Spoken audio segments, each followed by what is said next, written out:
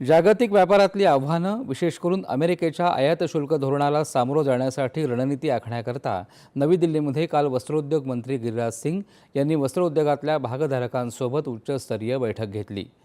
सध्याच्या जागतिक परिप्रेक्ष्यात निर्यात स्पर्धेला कसं सामोरं जाता येईल यावर या चर्चेमध्ये भर राहिला।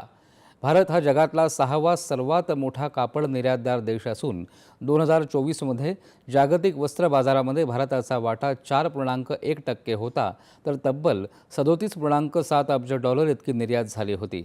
यातली सुमारे 39% निर्यात अमेरिकेला होते।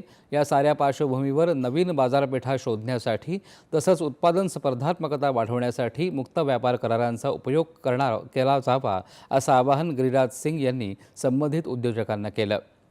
वस्त्रोद्योगामध्ये आत्मनिर्भर होण्यासाठी गुणवत्ता, शाश्वत उत्पादन आणि भारतीय वस्त्रांची जागतिक पटलावर नाममुद्रा उमटवण्यासाठी प्रयत्न करावेत असंही ते म्हणाले। वस्त्रोद्योगात विकास घडवून आणण्यासाठी अनेक पावलं उचलली जात आहेत।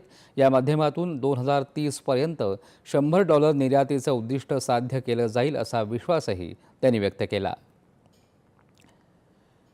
अमेरिकेनं लावलेल्या आयात शुल्काचा भारतीय निर्यातीवर होणारा